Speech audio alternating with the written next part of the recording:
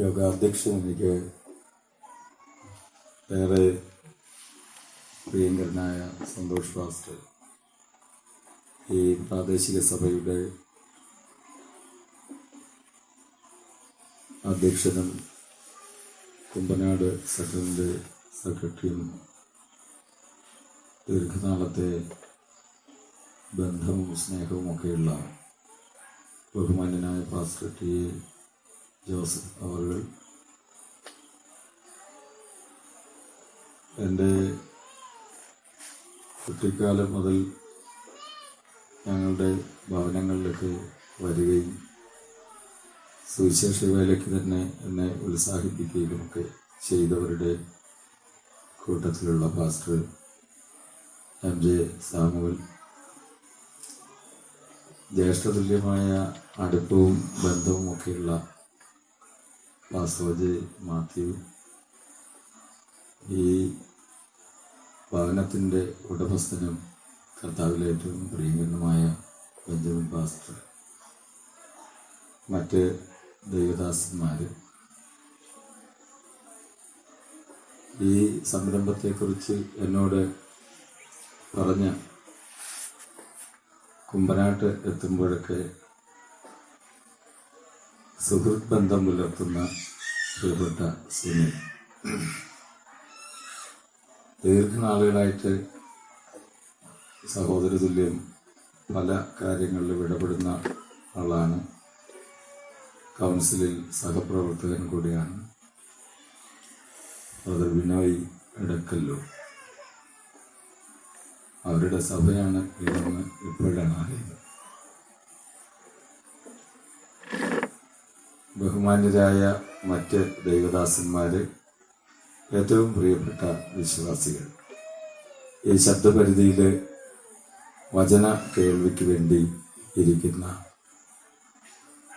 വിവിധ മതദർശനങ്ങൾ, വിശ്വാസ ദർശനങ്ങളുള്ള എല്ലാ പ്രിയപ്പെട്ടവർക്കും യേശുക്രിസ്തുവിൻ്റെ ധന്യമായ നാമത്തിൽ എൻ്റെ വിനീതമായ സ്നേഹ വന്ദനങ്ങൾ അറിയിക്കുന്നു. എല്ലായിടത്തും കാണുന്നത് പോലെ പ്രഭാഷകർ എഴുന്നേൽക്കുമ്പോൾ ശ്മശാന മൂകതയാണ്, അതിവിടെയും കാണുന്നുണ്ട്. പെന്തക്കോസ്തരുടെ യോഗങ്ങൾ ഒരൊച്ചയും അനക്കവും ഒക്കെയുള്ള യോഗമാണ്. 2017 കുമ്പനാട് പരിസരങ്ങളിൽ അതിന് മാറ്റം വന്നതായിട്ട് എനിക്കറിയാം. ഇവിടെ മാറ്റം വന്നോ? ഏതായാലും നമ്മുടെ പതിവ് രീതിയൊന്നും വിടില്ല. പതിവ് രീതി അനുസരിച്ച് നമ്മുടെ കൈകൾ ഉയർത്തി ദൈവത്തിന് സ്തോത്രം പറയുന്ന ഒരു രീതി. Hallelujah, price the lord, praise the Lord. ദൈവം നമ്മെ ആ നിലയ്ക്ക് അനുഗ്രഹിക്കുകയും സഹായിക്കുകയും ചെയ്യട്ടെ. ഇത്രയും അടുപ്പമുള്ള ആളുകൾ എന്തിനാണ് മാനസികമായി അങ്ങനെ അകന്നിരിക്കുന്നത്? ഔപചാരികതകൾ ഇല്ലാതെ ദൈവസാന്നിധ്യത്തിൽ ഇരിക്കുമ്പോഴാണ് ദൈവത്തിന്റെ ശബ്ദം വാസ്തവമായി നമുക്ക് ശ്രദ്ധിക്കാൻ കഴിയും. ഒരിക്കൽ കൂടെ കൈകൾ ഉയർത്തി പിടിച്ച ദൈവത്തിന്റെ സ്തോത്രം. ഹല്ലേലൂയ. ഇതൊരു ഭാഗ്യമായിട്ട് ഞാൻ കരുതുന്നു. ഇങ്ങനെ ഒരവസരം ലഭ്യമായതിലേറെ സന്തോഷമുണ്ട്. എല്ലാ പ്രിയപ്പെട്ടവരോടും എൻ്റെ വാഗതീതമായ കടപ്പാട് ഞാൻ അറിയിക്കുകയും ചെയ്യുന്നു. നല്ല ശബ്ദ സംവിധാനം കൂടെ നൽകുന്നവർക്കും പ്രത്യേക വന്ദനം. ഒരിടത്ത് ഒരു യോഗം നടക്കുമ്പോൾ പ്രാർത്ഥന കഴിഞ്ഞപ്പോൾ ഈ സിസ്റ്റം ഓപ്പറേറ്റ് ചെയ്യുന്ന ആള് ഇറങ്ങിയങ്ങ് പോയപ്പോ ഒരു സഹോദരൻ ഓടിച്ചെന്ന് പറഞ്ഞു, എന്നാ പോകുന്നേ? പുള്ളി പറഞ്ഞു, നിങ്ങൾ മൈക്കും ലൈറ്റും ഒക്കെ ആരാണ്ട് ഏൽപ്പിച്ചെന്ന് പറയുന്ന കേട്ടോ, അതുകൊണ്ട് പോയതാണ്. അപ്പം പുള്ളി പറഞ്ഞു, അയ്യോ വിഷമിക്കരുത്, അത് ഞങ്ങളുടെ ഒരു രീതിയാണ്. പ്രാർത്ഥനയിൽ കർത്താവേ നീ മൈക്കിനെയും ലൈറ്റിനെയും എല്ലാം നിയന്ത്രിച്ചു കൊള്ളണം എന്ന് ഞങ്ങൾ പറയും. അദ്ദേഹം നന്നായിട്ട് ചെയ്യുന്നുണ്ട്. പ്രത്യേക നന്ദി. ഈ ശബ്ദം ഭംഗിയായിട്ട് സംവിധാനം ചെയ്തെങ്കിലേ ഇത് പുറത്തുള്ള ആളുകൾക്ക് കേൾക്കാൻ കഴിയുള്ളൂ. അതിനാണ് അങ്ങനെ പറഞ്ഞത്. മിതഞ്ച സാരംജ വാചോഹി വാഗ്മിത എന്നാണ്. മിതമായിരിക്കണം, സാരവത്തായിരിക്കണം. മിതമായിട്ടും സാരമായിട്ടും ഉള്ളത് പറയുന്നവരാണ് വാഗ്മികൾ. നമ്മളെ ആളുകൾ അതിനെ വാഗ്മീകി എന്ന് വരെ വിളിച്ചിട്ടുണ്ട്. അപ്പോൾ പാസ്റ്റർ എന്നോടൊരു സമയം പറഞ്ഞിട്ടുണ്ട്. ആ സമയത്ത് ഞാൻ നിർത്തും. അല്ലെങ്കിൽ തന്നെ നിർത്തിയില്ലെങ്കിൽ തന്നെ എന്നെ പിടിച്ചിരുത്താൻ വരെയുള്ള ആ നിലക്ക് പക്വതയുള്ള ആളാണ്. ഞാൻ നിന്നില്ലെങ്കിൽ അദ്ദേഹം നിർത്തിക്കോളൂ. പക്ഷെ നിങ്ങൾ വിഷമിക്കേണ്ട കാര്യമില്ല. ഞാൻ ആ സമയത്ത് കാര്യങ്ങൾ കൈകാര്യം അല്ലെ ബിനോയ് പിടിച്ചെടുത്തു. പിന്നെ ഞങ്ങൾക്കെല്ലാം ആ ഒരു ബന്ധമുള്ളതുകൊണ്ട് കൊണ്ട് കൈകൾ നിർത്തി ഒരിക്കൽ കൊണ്ട് ദൈവത്തിന് സ്ഥിതി. ഹല്ലേലൂയ, സ്തോത്രം. നല്ല മനസ്സ് അടുപ്പത്തോടുകൂടെ പ്രാർത്ഥനയോടെ ദൈവസന്നിധി ഇരിക്കുക. ഇത്തരം പരസ്യ സമ്മേളനങ്ങള് ഒരു മതേതര സമൂഹമാണ് കേൾവിക്കാർ. ക്രൈസ്തവേതര പെന്തക്കോസ്ത് ഇതര സമൂഹത്തിലുള്ള ആളുകൾക്ക് വേണ്ടിയാണ് ഞാൻ ഈ ഇത്തരം സന്ദേശങ്ങൾ ചിട്ടപ്പെടുത്താറുള്ളത്.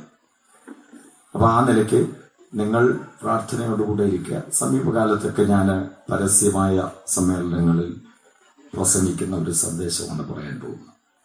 സന്ദേശ് മാസ്റ്റർ പറഞ്ഞു കഴിഞ്ഞു. അദ്ദേഹം ഞങ്ങൾ വൈക്കം സെന്ററുമായിട്ടുള്ള ബന്ധം ഇപ്പോഴും ഇടയ്ക്കിടയ്ക്ക് അദ്ദേഹം അവിടെ വരാറുണ്ട്. സഭ പിടിക്കാനൊന്നുമല്ല, പഴയ സ്നേഹം കൊണ്ട് ഇങ്ങനെ വരുന്നുണ്ട്. അതിലൊക്കെ ഏറെ സന്തോഷം. ഒന്ന് കരങ്ങളടിച്ച് ദൈവത്തിന് മഹത്വം കൊടുക്കാൻ കഴിയുക. Price the Lord. ചിലർ ഇതുവരെ സ്തോത്രം പറഞ്ഞില്ല. മധ്യ തിരുവിതാംകൂറിലെ ഒരു പാസ്റ്റർ പ്രസംഗിക്കാൻ എഴുന്നേറ്റ് നിൽക്കുകയാണ് സഭായോഗത്തിൽ. ഉച്ചയോടടുത്ത സമയമാണ്.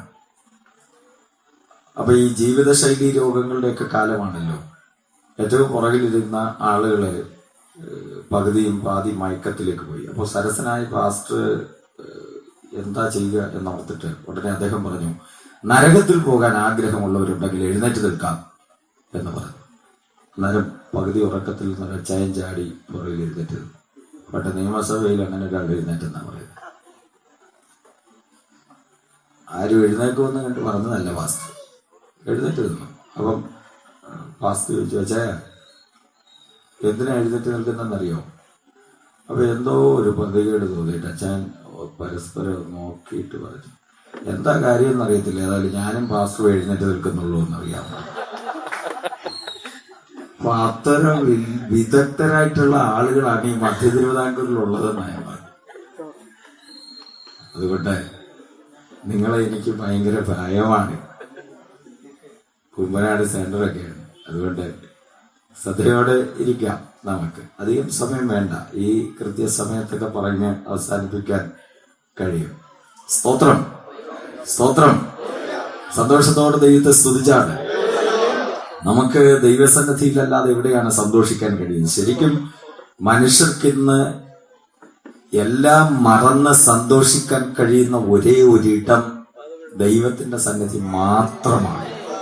അതുകൊണ്ടാണ് നമ്മളൊക്കെ ഇങ്ങനെ കരമടിച്ച് ദൈവത്തിന് മഹത്വം കൊടുക്കുകയും അത്യാവശ്യം നൃത്തം ചെയ്യുക വരെ ചെയ്യുന്നത്. അതുകൊണ്ടാണ് ദൈവസന്നിധി അത്ര സന്തോഷകരമായ ഇടമാണ്. ആ ദൈവസന്നിധിയില് ആ ഒരുക്കത്തോടെ ഇരിക്കാം. ഞാൻ എല്ലാ പരസ്യയോഗങ്ങളിലും പതിവ് എല്ലാവർക്കും ഉണ്ടല്ലോ, അങ്ങനെ പതിവായിട്ട് പറയുന്ന ചില കാര്യങ്ങളുണ്ട്. അത് വചനം ശ്രദ്ധയോടെ കേൾക്കുക എന്നുള്ളതാണ്. ശ്രദ്ധിച്ച് കേൾക്കുക. അപ്പൊ എന്നെ പഠിപ്പിച്ച ഒരു ഗുരുനാഥൻ എന്നോട് പറഞ്ഞു, ആളുകൾ 3 വിധത്തിലായിരിക്കും ശ്രദ്ധിക്കുന്നത്, അത് പ്രത്യേകം ശ്രദ്ധിച്ചോണം എന്ന് പറഞ്ഞിട്ടുണ്ട്. ഒന്ന് അഭിനയ കേൾവിയാണ്. കേൾക്കുന്നത് പോലെ ഇരിക്കും. യോഗാനന്തരം അവരോട് ചോദിക്കും, ഇന്ന് എങ്ങനെ ഉണ്ടായിരുന്നു? ഭയങ്കരമല്ലായിരുന്നു. അല്ലെന്നാലും വിഷയം മഹാവിഷയമായിരുന്നു. അപ്പൊ ഭയങ്കരം എന്ന വാക്ക് തന്നെ നെഗറ്റീവാണ്. കാരണം ഭയങ്കരം എന്ന് പറഞ്ഞാൽ ഭീകരം എന്നാണ് അതിന്റെ അർത്ഥം. നമ്മൾ ഭയങ്കര ഇഷ്ടമാണെന്നൊക്കെ പറയില്ല. ഞാനും അങ്ങനെ പറയാറുണ്ട്, ഉപയോഗമുണ്ട്. പക്ഷെ ഭയങ്കരം എന്ന വാക്കിന്റെ അർത്ഥം ഭീകരമെന്നാണ്. യോഗം പ്രസംഗം അങ്ങനെ ഉണ്ടായിരുന്നു, ഭയങ്കരമായിരുന്നു. എനിക്കും തോന്നിയിട്ടുണ്ട് ചില പ്രസംഗങ്ങൾ ഈ കാലഘട്ടത്തിൽ കേൾക്കുമ്പോൾ ഇത് ഭയങ്കരമാണ്. അപ്പൊ അത് പറയാനല്ല, പറയുന്ന കാര്യങ്ങൾ മുഴുവൻ ശ്രദ്ധിക്കാൻ കഴിയണം. അഭിനയ കേൾവി, രണ്ട് ഉപരിപ്ലവമായ കേൾവിയാണ്. ചടുലാത്മകമായിട്ട് പറയുന്നത് കേൾക്കാൻ ഒരു സന്തോഷമാണ്, കൂടെ വരാം.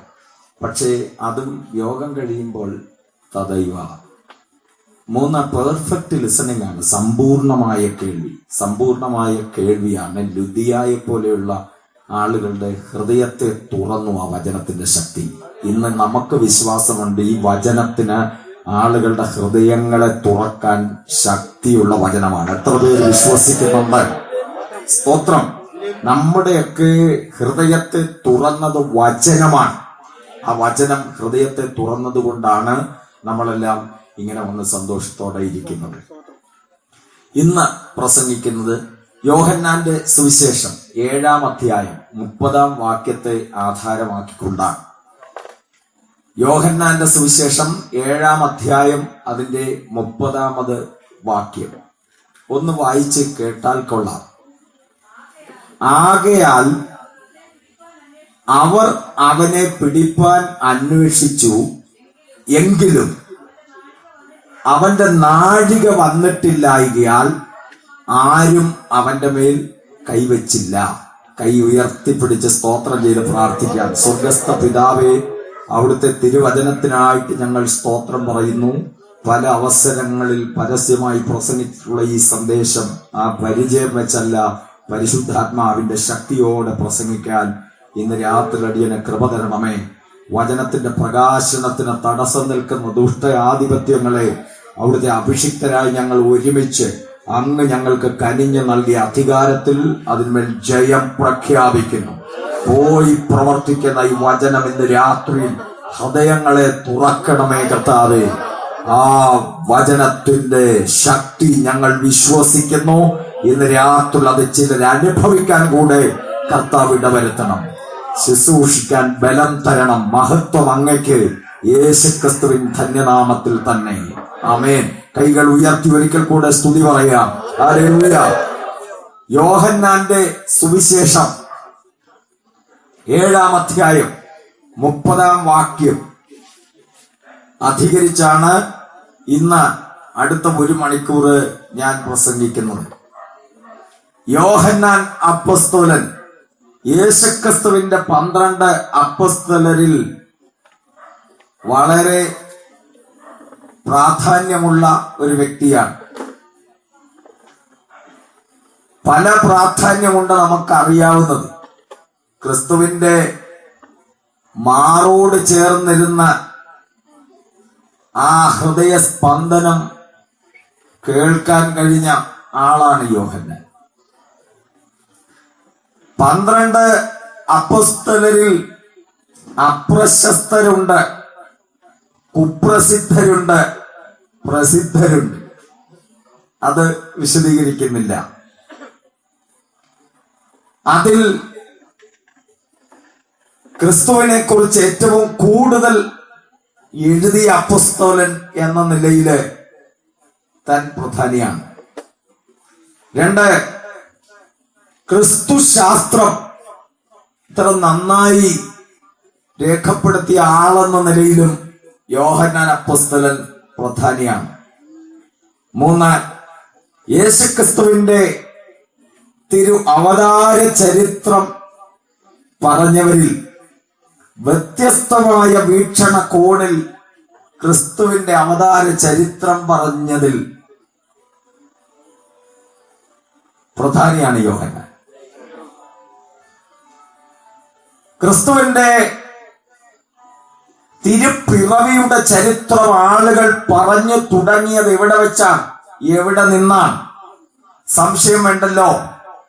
അത് ബേത്ലഹേമിലെ പുൽക്കൂട്ടിൽ നിന്ന് സമാരംഭിച്ചവൻ എന്ന് പറഞ്ഞാണ് അവരൊക്കെ ക്രിസ്തുവിനെ കുറിച്ച് പറഞ്ഞത്. അതുകൊണ്ടാണ് ആണ്ടോടാണ്ട് ആളുകള് പുൽക്കൂടൊക്കെ സജ്ജീകരിച്ച് ക്രിസ്തുവിന്റെ തിരു അവതാരത്തെ ആഘോഷിക്കുന്നു. അതിലെ ഞാൻ തെറ്റൊന്നും പറയുന്നില്ല. ഏതായാലും ക്രിസ്തുനാഥൻ ഈ ഭൂമുഖത്ത് വന്നതിന്റെ ഒരു സ്മരണ അത് നല്ലതാണ്. പക്ഷെ ഒരു കാര്യം, അതിന്റെ ഡേറ്റ് സംബന്ധിച്ച്, ഇന്നത്തെ ആഘോഷ പരിപാടികളുടെ ഇടപാടുകൾ സംബന്ധിച്ചൊക്കെ എനിക്ക് വിയോജിപ്പുണ്ട്. ഒരു മതേതര സമൂഹത്തിലായതുകൊണ്ട് എന്റെ യോജിപ്പും വിയോജിപ്പും ഒക്കെ എനിക്ക് പറയാവുന്നു. പക്ഷെ ക്രിസ്തു ഈ ഭൂമുഖത്ത് അവതരിച്ചു എന്നുള്ളത് ഒന്ന് സ്മരിക്കുന്നത് കൊണ്ട് ഒരു തെറ്റുമില്ല. പക്ഷെ അതെങ്ങനെ വേണമെന്ന് തീരുമാനിക്കുന്നതിലാണ് കാര്യം. നമ്മളിന്ന് രാത്രിയില് കർത്താവിന് ആദ്യം ഒന്നുകൂടെ സ്തോത്രം പറയുന്നത്, നമുക്ക് വേണ്ടി നമ്മുടെ ക്രിസ്തുനാഥൻ ഈ ഭൂമുഖത്തേക്ക് അവതരിച്ചല്ലോ. അതാണ്ടിൽ ഒരിക്കലൊന്നും ആഘോഷിക്കേണ്ട ഒരു ആഘോഷമല്ല. ഓരോ വ്യക്തിയുടെയും ജീവിതത്തിന്റെ ദിനേനയുള്ള സന്ദർഭങ്ങളിൽ ആഘോഷമായിട്ട് ഓർമ്മിക്കേണ്ടതാണ് ക്രിസ്തുവിന്റെ തിരുപ്പിറവി എന്ന് എനിക്ക് വിശ്വാസം. സ്തോത്രം. അപ്പൊ യോഹന്നാൻ ഒഴികെയുള്ള ആ ചരിത്രം പറഞ്ഞ ആളുകളൊക്കെ ക്രിസ്തുവിന്റെ കഥ പറയുന്നത് ബേത്ലഹേമിലെ പുൽക്കൂട്ടിൽ നിന്നാണ്. പക്ഷെ യോഹന്നാൻ ഒരു അന്വേഷകനായി പുൽക്കൂട്ടിൽ എത്തിയിട്ടുണ്ട്. കാരണം താൻ ഇതിനെ കുറിച്ച് എഴുതാൻ അന്വേഷണം നടത്തുമല്ലോ. അപ്പോൾ തനിക്ക് 3.5 വർഷം യേശുക്രിസ്തുവിനോട് കൂടെയുള്ള സഹവാസം കൊണ്ട് ഒരു കാര്യം മനസ്സിലായി. കേവലം ക്രിസ്തുനാഥൻ ഈ ഭൂമുഖത്ത് വന്ന മഹാരഥന്മാരെ പോലെ ഈ കാലത്തിന്റെയും ചരിത്രത്തിന്റെയും സമയബിന്ദുവിൽ പിറന്നു വീണ ഒരു മഹാത്മാവല്ല. അവന് ബേത്ലഹേമിൽ ആരംഭിച്ച ഒരു ചരിത്രമല്ല, അതിനപ്പുറത്തുണ്ട് എന്ന് തന്റെ ദാർശനിക കണ്ണുയർത്തി നോക്കുമ്പോൾ തനിക്ക് മനസ്സിലായി. ഹല്ലേലൂയ. അതുകൊണ്ട് യോഹന്നാൻ മറ്റവരെല്ലാം ബേത്ലഹേമിലെ പുൽക്കൂടിന്റെ ചരിത്രം പറഞ്ഞപ്പോൾ യോഹന്നാൻ പുൽക്കൂട് പരാമർശിച്ചില്ല. പിന്നെ യോഹന്നാൻ പറഞ്ഞു, അവൻ ആദിയിൽ വചനമുണ്ടായിരുന്നു, വചനം ദൈവത്തോടു കൂടെയായിരുന്നു, ആ വചനം ദൈവമായിരുന്നു, ആ വചനം കൃപയും സത്യവും നിറഞ്ഞവനായി നമ്മുടെ ഇടയിൽ പാർത്തു. കരമടിച്ച് ആ കർത്താവിന് സ്തുതിസ്തോത്രാർപ്പണങ്ങൾ നൽകാം. ഹല്ലേലൂയ. അപ്പോൾ ബേത്ലഹേമിന്റെ ചരിത്രം പറയാതെ ക്രിസ്തുവിന്റെ പൂർവ അസ്തിത്വത്തിന്റെ ചരിത്രം പറഞ്ഞ അപ്പോസ്തലനായിരുന്നു യോഹന്നാൻ. അതാണ് യോഹന്നാന്റെ കാഴ്ചപ്പാടിന്റെ വ്യതിരിക്തത. നമ്മള് ഈ ചുറ്റുപാടൊക്കെ എമ്മാത്രം ആളുകളുണ്ട്. ഇത്രയും ആളുകൾ ഇന്ന് രാത്രി ഇവിടെ വന്നുള്ളൂ. കാരണം നമ്മൾ യേശുക്രിസ്തുവിനെ വ്യത്യസ്തമായിട്ട് നോക്കിക്കണ്ടവരാ. വ്യത്യസ്തമായിട്ട് ക്രിസ്തുവിനെ കണ്ടവർക്കൊക്കെ ഒരു വ്യത്യസ്തമായ ജീവിത ശൈലിയുണ്ട്, ഒരു വ്യത്യസ്തമായ ജീവിത വീക്ഷണമുണ്ട്. അത് കിട്ടിയതിനൊക്കെ സ്തോത്രം പറഞ്ഞു കൊള്ളണം. യോഹന്നാൻ അങ്ങനെ വ്യത്യസ്തമായി ക്രിസ്തുവിനെ അവതരിപ്പിച്ചു. ആദിയിൽ വചനം ഉണ്ടായിരുന്നു, ആ വചനമാണ് ഈ ബേത്ലഹേമിൽ സമാരംഭിച്ചത് എന്ന് പറഞ്ഞു വെച്ചത് യോഹന്നാനാണ്. സ്തോത്രം. ബാക്കിയുള്ളവരെല്ലാം പുൽക്കൂട് കൊണ്ട് എന്ത് ചെയ്തു? പരിപാടി നിർത്തി. അവ അതിനപ്പുറത്തെ ചരിത്രം പറഞ്ഞെന്നാണ്. ഹല്ലേലൂയ. ആദി. ഇപ്പൊ ഞാൻ സുവിശേഷം പ്രസംഗിക്കുന്ന എല്ലായിടത്തും പറയുന്ന കാര്യം, ഈ ആദി എന്ന് പറയുന്നത് 2 ആദിയെക്കുറിച്ച് പറയുന്ന ഒരേ ഒരു പുസ്തകം വിശുദ്ധ ബൈബിളാണ്. ഒരിടത്ത് 2 ആദിയെക്കുറിച്ച് പ്രഭാഷണം കഴിഞ്ഞ് ഞാൻ ഇറങ്ങുമ്പോൾ ഒരു ശ്രോതാവ് വന്ന് എന്നോട് പറഞ്ഞു, എന്റെ ഉപദേശി 2 ആദി ഉണ്ട് എന്നിങ്ങാരി പറഞ്ഞപ്പോൾ എനിക്ക് വല്ലാത്ത ആദിയായി പോയി. ഞാൻ ചോദിച്ചു, ഇപ്പോ ആദി മാറിയോന്ന്. അപ്പൊ ഇവിടെയും 2 ആദി ഉണ്ടെന്ന് ആദ്യമായിട്ട് കേൾക്കുന്ന ആരെങ്കിലും ഉണ്ടെങ്കിൽ ആദി ഉണ്ടാകാൻ സാധ്യതയുണ്ട്. ആദി പോകാൻ ഒറ്റ കാര്യമുള്ളൂ, ആദിയോടന്തം ഈ പ്രസംഗം ശ്രദ്ധിച്ചാൽ മതി. ആദി മാറിയവരായിട്ട് പോകാൻ കഴിയും. 2 ആദി എന്ന് പറഞ്ഞാൽ ഒന്ന് ഉൽപ്പത്തി, ഒന്നാണ്. ആദിയിൽ ദൈവം ആകാശവും ഭൂമിയും സൃഷ്ടിച്ചു. മറ്റൊരു ആദിയാണ് ആദിയിൽ വചനം ഉണ്ടായിരുന്നു. ഇതിൽ ഒന്നാമത്തെ ആദിയാണോ ആദി, രണ്ടാമത്തെ ആദിയാണോ ആദി എന്നൊരിടത്ത് ചോദിച്ചപ്പോ പറഞ്ഞു, ഇപ്പൊ വല്ലാത്ത ആദിയായിരുന്നു. നമുക്കെല്ലാം അറിയാം, ആദ്യം കണ്ടതല്ല ആദി, അത് പ്രപഞ്ചത്തിന്റെ ആദിയാണ്. ഭൂമിയുടെ ആദി, സൂര്യചന്ദ്ര നക്ഷത്രാദികളുടെ, വൃക്ഷലതാദികളുടെ, പക്ഷി മൃഗാദികളുടെ, ജീവന്റെ, മനുഷ്യന്റെ ഒക്കെ ആദി. ചിലര് വിചാരിച്ചിരിക്കുന്നത് അതാണ് ആദി. അതല്ല ആദി. അതിനപ്പുറത്തുണ്ടായിരുന്ന ഒരുവൻ, അതാണ് ഇന്ന് രാത്രി ഞങ്ങൾ ഉയർത്തുന്ന നസ്രായനായ ക്രിസ്തു. കൈകൾ ഉയർത്തിയ ക്രിസ്തുനാഥന് സ്തോത്രം പറയാം. അതുകൊണ്ട് യേശു ക്രിസ്തു ഉലക ചരിത്രത്തിൽ പിറന്ന ഇതര മഹാത്മാക്കളോട് തുല്യം വെച്ച് പറയാൻ പറ്റിയ ഒരാളല്ല. അവൻ അതിനപ്പുറത്തൊരു പൂർവ്വ ചരിത്രമുണ്ട്. ആ ചരിത്രം പ്രപഞ്ചമുണ്ടാകുന്നതിന് മുമ്പ് ഉണ്ടായിരുന്ന ഒരേ ഒരുവൻ, അത് നസ്രായനായ ക്രിസ്തു. അവൻ ഈ ചരിത്രത്തിലേക്ക് ഇറങ്ങി വന്ന സംഭവമാണ് അവന്റെ ജഡധാരണത്തോടുകൂടെ നമ്മൾ വിശദീകരിക്കുന്നത്. അത്രയും പറഞ്ഞ ഭാഗം ഞാൻ നിർത്തുന്നു. യോഹന്നാൻ അങ്ങനെ വ്യത്യസ്ത കാഴ്ചപ്പാടുള്ള ആളായിരുന്നു. ആ യോഹന്നാൻ 7-ാം അധ്യായം എഴുതി വരുമ്പോൾ 7-ാം അധ്യായത്തിലേക്ക് വന്നപ്പോൾ ഒരു വാക്യം എന്റെ ചിന്തയിൽ ഉടക്കി നിന്നതാണ് വായിച്ചത്. അവർ അവനെ പിടിപ്പാൻ അന്വേഷിച്ചു, എങ്കിലും അവന്റെ നാഴിക വന്നിട്ടില്ലായകയാൽ ആരും അവന്റെ മേൽ കൈവച്ചില്ല. ആരെ പിടിക്കാൻ വന്നു? തെളിയിക്കാൻ വാക്യത്തിൽ തെളിവുണ്ട്. യേശു ക്രിസ്തുവിനെ പിടിച്ചു കെട്ടാൻ വേണ്ടി സേവകന്മാർ വരുന്നു. അതാണ് സന്ദർഭം. ഞാൻ അത്ഭുതപ്പെട്ടു പോയി. യേശു ക്രിസ്തുവിനെ പിടിച്ചു കെട്ടാൻ വേണ്ടി സേവകന്മാർ എന്ന് നിങ്ങൾ സുവിശേഷങ്ങളിൽ വായിക്കുന്ന ഇടമെല്ലാം ആരാണ് സേവകന്മാർ എന്ന് ചോദിച്ചാൽ ടെമ്പിൾ പോലീസ്, ആലയത്തിന്റെ കാവൽക്കാർ. അങ്ങനെ കാവൽക്കാരുണ്ടായിരുന്നോ ആലയത്തിന്? പെന്തക്കോസ്തരെ സംബന്ധിച്ചിടത്തോളം ആലയത്തിന്റെ കാവൽക്കാർ എന്നൊക്കെ പറഞ്ഞാൽ നമുക്ക് പെട്ടെന്ന് മനസ്സിലാകുകയില്ല. കാരണം നമ്മുടെ ആലയങ്ങൾക്കൊന്നും കാവൽ വേണ്ടല്ലോ. കാരണം വിലപിടിപ്പുള്ളതെല്ലാം ആശീർവാദം പറയുമ്പോൾ വീട്ടിൽ പോകും. പിന്നെ നമ്മുടെ പെന്തക്കോസ്തുകാരുടെ ആലയത്തിന് കാവൽ വേണ്ട. ഹല്ലേലൂയ. വിലപിടിപ്പുള്ളതൊന്നും നമ്മുടെ ആലയത്തിലില്ല. പക്ഷെ അങ്ങനല്ല. ഈ കാവൽക്കാർ ഇവിടെ വന്നു. യെരൂശലേം ദേവാലയത്തിന്റെ ഒരു ചരിത്രം പഠിക്കേണ്ടത് തന്നെയാണ്.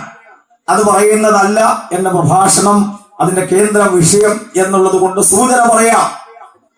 മനോഹര ലോഹ നിർമ്മിതം യേശുക്രിസ്തുവിന്റെ കാലത്ത് ആ ആലയത്തിന്റെ മിന്നിത്തിളങ്ങുന്ന പ്രൗഢി ശിഷ്യവൃന്ദങ്ങൾ ക്രിസ്തുനാഥനെ ചൂണ്ടിക്കാണിച്ചു കൊടുത്തു. ഗുരു, ഇത്ര മനോഹരമാണ്. യേശുക്രിസ്തു അന്നൊരു പ്രവചനം പറഞ്ഞു, കല്ല് കല്ലിന്മേൽ ശേഷിക്കാതെ ഇത് ഇടിഞ്ഞു പോകുന്ന കാലം വരും. അതൊക്കെ ചരിത്രത്തിൽ സംഭവിച്ചു. അത്ര മനോഹരമായിരുന്നു യെരൂശലേം ദേവാലയം.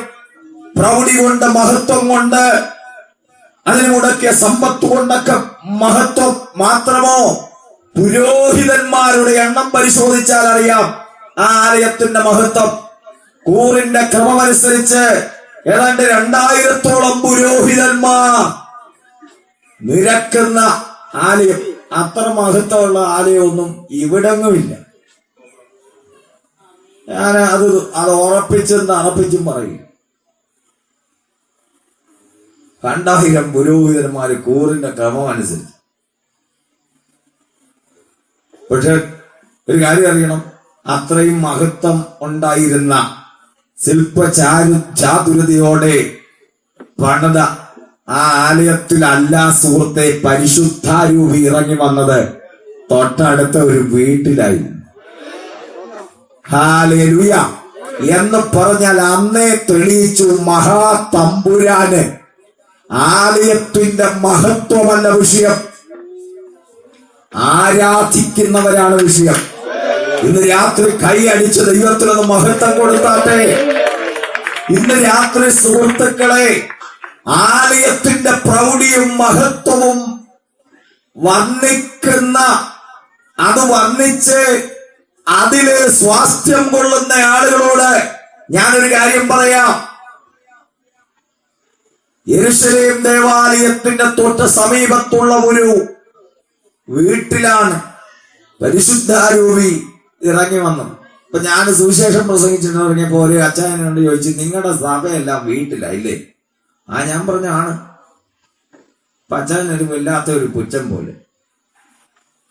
ഞങ്ങള് വീട്ടില് അപ്പൊ ഞാൻ പറഞ്ഞു ഞങ്ങൾക്ക് പാരമ്പര്യമുള്ളതാന്ന്. ഞങ്ങൾക്ക് പാരമ്പര്യമുണ്ട്. അതിന്റെ കാര്യം എന്ന് പറയുന്നത് ഞങ്ങൾ ഇത് ആരംഭിച്ചതെല്ലാം വീട്ടിലാരംഭിച്ചു. ഇനിയും സൗകര്യം കിട്ടിയാലും ഈ രാജ്യത്ത് ആയിരക്കണക്കിന് വീടുകളിൽ ഞങ്ങൾ തുടങ്ങും. ഇതാണ് ഇതിന്റെ ആരംഭം. കൈതട്ടിയെന്ന് മഹത്വം കൊടുക്കാമോ ഇന്ന് രാത്രി? സ്തോത്രം. കൊണ്ട് ഞാനൊരു കാര്യം പറയാം. ഈ യെരുശലേം ദേവാലയത്തിന്റെ മഹത്വം എന്ന് പറഞ്ഞെന്നുള്ളേ ഉള്ളൂ. അവിടാണ് ഈ കാവൽക്കാര്, അവരെയാണ് സേവകരെന്ന് പറയുന്നത്. നിന്റെ ആലയത്തിന്റെ വാതിൽ കാവൽക്കാരനായിരിക്കുന്നത് എനിക്ക് ഏറെ ഇഷ്ടമെന്ന് പറയുന്നില്ലേ? പഴയ നിയമത്തോടുള്ള ബന്ധത്തിലാണ്. അപ്പൊ കാവലുള്ള ആലയങ്ങൾ, നീ കാവലുള്ള ആലയങ്ങൾ അന്ന് മാത്രമല്ലല്ലോ ഇന്നുമുണ്ട്, നമുക്കില്ലെന്നേ ഉള്ളൂ. ഈ രാജ്യത്ത് നമ്മുടെ കേരള സംസ്ഥാനത്ത് തന്നെ എത്ര ആലയങ്ങൾക്ക് കോടിക്കണക്കിന് റുപ്പിക അല്ലെങ്കിൽ ലക്ഷക്കണക്കിന് റുപ്പിക മുടക്കി പോലീസിനെ കാവൽ നിർത്തിയിട്ടുള്ള ആലയങ്ങൾ നമ്മുടെ രാജ്യത്തില്ലേ? ഉണ്ട്. അപ്പൊ അന്നും കാവലുള്ള ആലയമുണ്ട്, ഇന്നും കാവലുള്ള ആലയമുണ്ട്. പെന്തിക്കോസുകാരുടെ ആലയത്തിന് കാവലില്ലെന്നേ ഈ പറഞ്ഞുള്ളൂ. നമുക്ക് ഇല്ലാത്ത കാര്യം പറയുമ്പോൾ വിഷമമുണ്ടോ? ഇല്ലാത്ത കാര്യം പറയുമ്പോഴും കർത്താവേ ഇല്ലല്ലോ സ്തോത്രം എന്ന് പറഞ്ഞു. ഹല്ലേലൂയ, സ്തോത്രം. ഇവിടെയും കാവലുള്ള ആലയങ്ങളൊക്കെ ഉണ്ട്. അതൊന്നും പറയാൻ ഞാൻ പോകുന്നില്ല. അപ്പൊ അറിയണം, ഇവർ സേവകന്മാർ, കാവൽക്കാരാണ് ആലയത്തിന്റെ. അവരുടെ പരിപാടി ആലയത്തോട് ബന്ധത്തിലാണ്. പക്ഷേ ഇപ്പൊ നിങ്ങൾക്കാണ് അവരെ ആജ്ഞാനുവർത്തികളായിട്ട് ആത്മാവിൽ ശുശ്രൂഷ ചെയ്യുന്ന ക്രിസ്തുനാഥനെ പിടിച്ചു കെട്ടാൻ വരിക. എനിക്ക് അത്ഭുതമായി പോയി. എന്തിനാണ് യേശുക്രിസ്തുവിനെ പിടിച്ചുകൊണ്ടുവരാൻ പറഞ്ഞത്? യേശുനാഥൻ ഒരു മത ദ്രോഹിയാണോ? യേശുക്രിസ്തു ഒരു രാജ്യദ്രോഹിയാണോ? സുഹൃത്തെ, യേശുക്രിസ്തു ജനനന്മയ്ക്ക് വിരുദ്ധമായി എന്തെങ്കിലും പ്രവർത്തിച്ച ആളാണോ? സുഹൃത്തെ, യേശുക്രിസ്തുവിന്റെ 3.5 വർഷത്തെ ശുശ്രൂഷ പരിശോധിക്ക്. ജനങ്ങൾക്ക് നന്മയല്ലാതെ എന്തെങ്കിലും തിന്മ ചെയ്ത ചരിത്രം ക്രിസ്തുനാഥന്റെ ജീവിത ചരിത്രത്തിലുണ്ടോ? ഇല്ല. എന്നിട്ടും ആ യേശുനാഥനെ പിടിച്ചു കെട്ടാൻ വേണ്ടി സേവകന്മാർ വരുന്നു. ആരാണ് പറഞ്ഞു വിട്ടത്? മതകേന്ദ്രത്തിന്റെ ആളുകൾ. അന്നത്തെ മതകേന്ദ്രത്തിന്റെ ആളുകൾ പറഞ്ഞു അവനെ പിടിച്ചു കെട്ടിക്കൊണ്ടുവാ. സ്തോത്രം. ഇന്ന് രാത്രി ഞാൻ പറയാം, ക്രിസ്തുനാഥനെ കുറിച്ച് അവന്റെ ചരിത്രം ഒന്ന് സ്വതന്ത്രമായി വിലയിരുത്തി നോക്ക്. യേശുക്രിസ്തുവിനെ പിടിച്ചു കെട്ടുന്ന രീതിയിലുള്ള ഒരു ദ്രോഹവും ചെയ്തവരല്ല ഇന്ന് രാത്രി ഞങ്ങൾ ഉയർത്തുന്ന ക്രിസ്തുനാഥൻ. അവൻ മതകലഹമുണ്ടാക്കിയവനല്ല, അവൻ മതവൈരം പ്രചരിപ്പിച്ചവനല്ല, അവൻ ആളുകൾക്ക് ദോഷം ചെയ്തവനല്ല. പിന്നെയോ 33 വയസ്സു വരെയുള്ള അവന്റെ ജീവിതത്തിൽ 3.5 വർഷത്തെ അവന്റെ ഉജ്ജ്വലമായ ശുശ്രൂഷകൾ കൊണ്ട് ആലംബഹീനരെ മാറോടണച്ച് അസ്പൃശ്യരെ ചേർത്തു പിടിച്ച് അശരണർക്ക് ആശ്വാസം പകർന്ന് രോഗികൾക്ക് സൗഖ്യം കൊടുത്ത ഭൂതബാധിതരെ അവരുടെ ഭൂതത്തെ ശാസിച്ച് തകർന്ന ജീവിതത്തെ പുതുക്കിപ്പണത് അങ്ങനെ മനുഷ്യന് നന്മ മാത്രം ചെയ്ത ക്രിസ്തുനാഥൻ ഇന്ന് രാത്രി പരിശോധിക്ക്. ആ യേശുവിനെ എന്തിനാണാവോ പിടിച്ചു കെട്ടിയത്? അവൻ മവോയിസ്റ്റുകളുടെ പോലെ എന്തെങ്കിലും തീവ്രവാദ പ്രചരണം നടത്തിയോ? ഒന്നുമില്ല. ചിലർ വിചാരിക്കുന്നത് ബന്ധുക്വസ്തര് മാത്രമേ ക്രിസ്തുവിനെ കുറിച്ച് നന്മ പറയുന്നതാണ്. അങ്ങനല്ല. മതേതര സമൂഹത്തിലുള്ള ഒരാൾക്ക് പോലും, ചില ദോഷൈക ദൃക്കുകൾ ഒഴികെ ഒരാൾക്ക് പോലും ഇതര മതസ്ഥർക്കൊന്നും തന്നെ ക്രിസ്തുവിനെതിരെ ഒരു ദോഷം പറയാൻ പറ്റത്തില്ല. കാരണം തന്റെ ജീവിത കാലഘട്ടത്തിൽ തന്നെ പാപത്തെക്കുറിച്ച് ആർക്ക് ബോധം വരുത്താൻ കഴിയുമെന്ന് ചരിത്രത്തോട് ചോദിച്ചവനാണ് ക്രിസ്തു. അങ്ങനെ നിഷ്കളങ്കൻ നിർദോഷനായ ആ ക്രിസ്തുവിനെ ഇന്ന് രാത്രി ഞങ്ങൾ ഒരിക്കൽ കൂടെ ഉയർത്തുകയാണ്. യേശുവിനെ മതകേന്ദ്രങ്ങളിൽ നിന്ന് വിട്ട ആളുകൾ പിടിച്ചു കെട്ടത്തക്ക നിലയിൽ ഒരു ദ്രോഹവും അവൻ ചെയ്തിട്ടില്ല. സ്തോത്രം. മതാധികാരികൾക്ക് വലിയ അധികാരമുണ്ട്, അത് ഞാൻ പറയാം. അപ്പൊ ഞാന് പുസ്തകം പരിശോധിച്ച് നോക്കിയിട്ട് കർത്താവ് ഈ ഗ്രൂപ്പിലൊന്നും പെടത്തില്ല, ഇത്തരം കലഹങ്ങളൊന്നും ശ്രദ്ധിച്ചില്ല. പിന്നെ എന്താണ് എന്ന് പരിശോധിച്ചപ്പോൾ ഒരു വാക്യം എന്റെ ശ്രദ്ധയിൽപ്പെട്ടു. അത് ലൂക്കോസിന്റെ സുവിശേഷം 4-ാം അധ്യായം 17-18 വാക്യങ്ങളാണ്. അത് വായിക്കണ്ട, ഞാൻ പറഞ്ഞുവിടാം. എന്താണെന്നറിയാമോ? യേശുക്രിസ്തു നസ്രയത്തിലെ പള്ളിയില് വായനയ്ക്ക് വരികയാണ്. പള്ളിയിലാണ് തന്റെ നയപ്രഖ്യാപനം നടക്കുന്നത്. ആ നയപ്രഖ്യാപനം എന്താണ് താൻ ഈ ഭൂമുഖത്ത് ചെയ്യാൻ പോകുന്നതെന്ന് സുഹൃത്തുക്കളെ ക്രിസ്തുനാഥൻ പറഞ്ഞത് നസറേത്തിലെ പള്ളിയിൽ വന്നപ്പോൾ പുസ്തകം തുറന്നു കൊടുത്തു. അവൻ വായിച്ചു. ആ വായിച്ച ഭാഗത്ത് എന്താണ് എഴുതിയിരിക്കുന്നത്? 17-18 വാക്യങ്ങളിൽ ഇങ്ങനെയാണ് പറയുന്നത്: അത് ബദ്ധന്മാർക്ക് വിടുതലും കുരുടന്മാർക്ക് കാഴ്ചയും പീഡിതരെ വിട്ടയക്കുവാനും അത് ദരിദ്രരോട് സുവിശേഷം അറിയിക്കുവാനും ഒക്കെയുള്ള ഒരു അഭിഷേകം എന്റെ മേലുണ്ട് എന്ന് പറഞ്ഞാണ് ക്രിസ്തു പരിപാടി തുടങ്ങുന്നത്. അപ്പൊ അതിന്റെ പിള്ളേർ പറയുന്നത് ആകെ മൊത്തം ടോട്ടൽ എന്ന് പറഞ്ഞാൽ ഇതാണ്. യേശു പറയുകയാണ്, കെട്ടപ്പെട്ട ആളുകളുടെ കെട്ട അഴിച്ചു വിടുന്ന ഒരു അഭിഷേകമാണ് എന്റെ മേലുള്ളത്. Praise the lord, praise the lord, praise the lord. എന്ത് കെട്ട്? പാപത്തിന്റെ പാശങ്ങളാൽ പിശാച് കെട്ടിയിട്ടിരിക്കുന്ന ആളുകളെ അഴിച്ചുവിടുന്ന ഒരു അഭിഷേകം എന്റെ മേലുണ്ട് എന്ന് പറഞ്ഞല്ലേ ക്രിസ്തുനാഥൻ പരിപാടി തുടങ്ങിയത്. ഈ രാത്രി കരം അടിച്ചെന്ന് ദൈവത്തിന് മഹത്വം കൊടുത്താട്ട് ആത്മനിറവുള്ള അഭിഷേകത്തിന്റെ ശക്തിയുള്ള കൃപാവരങ്ങൾ പ്രാപിച്ച ദൈവമക്കൾ ഇന്ന് രാത്രി ദൈവത്തിന് സ്തോത്രം ചെയ്യണം. ഈ രാത്രി ഇവിടെ സുവിശേഷം പരസ്യമായി പ്രഖ്യാപിക്കുമ്പോൾ സുഹൃത്തെ, മതം നോക്കാതെ, ജാതി നോക്കാതെ, വർഗം നോക്കാതെ, അത് വിദ്യാഭ്യാസം നോക്കാതെ, പാപത്തിന്റെ പാശങ്ങളാൽ ബന്ധിക്കപ്പെട്ട് കിടക്കുന്ന ആളുകളാണ് നിങ്ങളെങ്കിൽ ഇന്ന് രാത്രി അഴിച്ചുവിടാൻ ഒരുവൻ അധികാരത്തോടെ ഇവിടെ വന്നിട്ടുണ്ട്. അത് നസ്രായനായ ക്രിസ്തു. അപ്പൊ കെട്ടഴിക്കുന്ന അഭിഷേകം ഉള്ളവനെ പിടിച്ചു കെട്ടാൻ വേണ്ടിയുള്ള പരിപാടിയാണ് കെട്ടഴിക്കുന്ന. അപ്പൊ നമുക്കിപ്പോഴും അറിയാം, അഴിക്കുന്ന ദൗത്യം ആർക്കുണ്ടോ അവരെയൊക്കെ കെട്ടാൻ വേണ്ടിയുള്ള പല പരിപാടികൾ നടക്കുന്നുണ്ട്. സ്തോത്രം. ഇന്ന് രാത്രി അകത്തുള്ള ആളുകൾ ഒന്ന് രക്തം പറഞ്ഞൊക്കെ സ്തോത്രം ചെയ്താട്ടെ. ഈ രാത്രി ദൈവത്തിന്റെ ജനത്തിന് വേണ്ടിയുള്ള ദൂതുകൾ കൂടെ ദൈവം തരുന്നുണ്ട്. എന്താ, നമ്മള് ഒരു ദോഷവും ചെയ്യാഞ്ഞിട്ട് നമുക്കെതിരെ ചില ശക്തികൾ വ്യാപരിക്കുന്നതിന്റെ കാര്യം പറയാം. നിങ്ങളും ഞാനും അറിയാത്ത, അത് മനസ്സിലാക്കാത്ത തരത്തിലെ ഒരു അഭിഷേകത്തിന്റെ ശക്തി, കെട്ടഴിക്കുന്ന ഒരു ശക്തി. ചില കുടുംബങ്ങളിൽ നീ കാലെടുത്തു വെച്ചാൽ ആ കുടുംബത്തിന്റെ കെട്ടഴിഞ്ഞു. ചില വ്യക്തികളെ നിന്റെ കൈ തൊട്ടാൽ കെട്ടഴിഞ്ഞു. ഹല്ലേലൂയ. ചില ദേശത്ത് നീ എത്തിയാൽ ആ ദേശത്തെ അടക്കി വാഴുന്ന ദുഷ്ട പിശാചിന്റെ കെട്ടുകൾ നീ അഴിച്ചു. ഇന്ന് രാത്രി അഭിഷേകമുള്ള ദൈവമക്കൾ ഒന്നിച്ച് സ്തോത്രം ചെയ്യോ. ഹല്ലേലൂയ. ഒരു ദോഷവും ചെയ്തിട്ടല്ല, ആ പിന്നെയോ ഒരു അഭിഷേകം. എന്ത്? കെട്ടുകൾ അഴിക്കുന്ന അഭിഷേകം. തെളിവ് 1, 12 സംവത്സരം രക്ത അത് സ്രവം, അത് രോഗാതുരയായ സ്ത്രീ അവന്റെ വസ്ത്രാഞ്ചലം തൊട്ടപ്പോൾ അവളുടെ രോഗത്തിന്റെ കെട്ടുകൾ അഴിഞ്ഞു. സ്വന്തം ഇന്ന് രാത്രിയും നീ രോഗബന്ധനം അനുഭവിക്കുന്നെങ്കിൽ ഇന്ന് രാത്രി അഴിക്കാൻ കഴിവുള്ളവൻ ഇവിടെ വന്നിട്ടുണ്ട്. കേട്ടുകൊണ്ടിരിക്കുന്ന ഭവനത്തിനുള്ളവയിലേക്ക് ഇന്ന് രാത്രി നിന്റെ രോഗബന്ധനത്തെ അഴിക്കാൻ കഴിയുന്ന അഭിഷേകത്തിന്റെ ശക്തി വ്യാപരിക്കുന്നു. 18 വർഷം പിശാച് കെട്ടിവെച്ചിരിക്കുന്ന ഒരു സ്ത്രീ, കൂലിയായ സ്ത്രീയെ യേശു ക്രിസ്തുവിന്റെ സ്പർശം അവരുടെ ദുരാത്മശക്തി അകറ്റിയെങ്കിൽ ഈ രാത്രി താങ്കൾക്ക് അത് വിവിധ കേന്ദ്രങ്ങളിൽ കയറിയിറങ്ങിയിട്ടും വിടുതൽ കിട്ടാത്ത അത് പൈശാചിക ബാധകളാൽ ഭാരപ്പെടുന്നുണ്ടെങ്കിൽ ഇന്ന് രാത്രി ആരോടും പറയണ്ട, ഇരിക്കുന്ന ഇടത്ത് വിശ്വസിച്ചാൽ മതി. വചനം അവിടെ ഒരു അഴിച്ചുവിട്ട സിംഹത്തെ പോലെ നിരപിടിച്ചു വരുന്ന വചനത്തിന്റെ ശക്തി ഇന്ന് രാത്രി അത്തരം കെട്ടുകളെ അഴിക്കും. 38 വർഷം ഒരാൾ കുളക്കരയിൽ കിടക്കുകയാണ്. സ്തോത്രം. അവന്റെ കെട്ടും ഇത് അഴിച്ചു. Price the Lord. അതുകൊണ്ട് ഇന്ന് രാത്രി ഇവിടെ വന്നിരിക്കുന്ന ദൈവമക്കൾ അറിയേണ്ടത് അഭിഷേകത്തിന്റെ ശക്തിയാണ് നമുക്കുള്ളത്. നമുക്കല്ല എന്താണ് ഉള്ളത്? മതകേന്ദ്രങ്ങളിലെ ആളുകള് പറഞ്ഞു വിട്ട് ചെന്ന് പിടിച്ചോണ്ട് വാ. ഇന്നും അങ്ങനെയല്ലേ? മതകേന്ദ്രങ്ങളിലെ ആളുകള് പറയുക, പിടിച്ചോണ്ട് വാ, അവനെ പിടിച്ചുകെട്ട്.